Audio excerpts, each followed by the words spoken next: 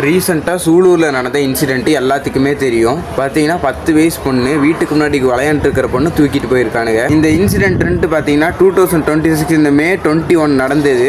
இதை வந்துட்டு நிறைய இன்ஃப்ளூயன்சர்ஸ் பேசவே இல்லை. இதை பற்றி பேசணும் நம்ம முக்கியமாக. May 21 நைட்டு அந்த ஏரியா மக்கள் எல்லாருமே வந்துட்டு பார்த்தீங்கன்னா நைட்டு ஃபுல்லு விடிய தேடி இருக்காங்க. பட் அந்த பொண்ணு கிடைக்கவே இல்லை. அடுத்த நாள் காலையில் போலீஸ் தேடும் போது தான் சடலமாக கிடைக்கிது அந்த பொண்ணு. போலீஸும் சும்மா இல்லை, பயங்கரமாக தேடி இன்றைக்கி 2 பேர்த்த பிடிச்சிருக்காங்க.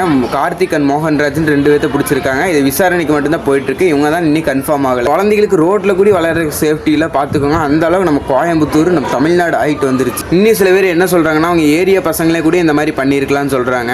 என்னவோ ஆகட்டும், இவங்களுக்கு சும்மா மட்டும் விடவே கூடாது. ரோக்ஸ் ஆக்ட் படி உள்ளே போனாலே 20 இயர்ஸ் தண்டனை தான். அந்த அவங்களுக்கு தண்டனை பத்தாது. இவங்களுக்கெல்லாம் உயிரோடு இருக்கவே தகுதியே இல்லை. இவங்களுக்கெல்லாம் டேரெக்டாக தூக்கு மாற்றினா மட்டும்தான் கரெக்டாக இருக்கும். 20 வருஷம் சிறை தண்டனை கொடுத்தனா அடுத்த ஒருத்தர் என்ன யோசிப்பானா, நம்ம சிறையில் தானே இருந்துட்டு போயிடலாம்னு யோசிப்போம். அந்த மாதிரி மட்டும் இருக்கக்கூடாது. நம்ம மாதிரி தவறு செஞ்சால் உயிரே போயிடும் நம்ம யோசிக்கணும். அந்த அளவுக்கு இருக்கணும். அடுத்து ஒருத்தர் இந்த தப்பு செய்கிற பயப்படணும். அதுவும் நம்ம தமிழ்நாட்டுக்குள்ளே இந்த மாதிரி தவறு நடக்கவே கூடாது. இனிமேல் பெரிய அதிகாரிகள் நிறைய ஃபாலோவர்ஸ் வச்சுருக்க செலிபிரிட்டிஸ்க்கெல்லாம் இந்த வீடியோ கன்ஃபார்மாக ஷேர் பண்ணுங்கள். அடுத்த தடவை ஒருத்தர் இந்த மாதிரி பண்ணணும்னு நினச்சாலே தூக்கில் மாட்டிடுவோங்கன்னு பயம் அவங்க கண்ணில் தெரியணும்.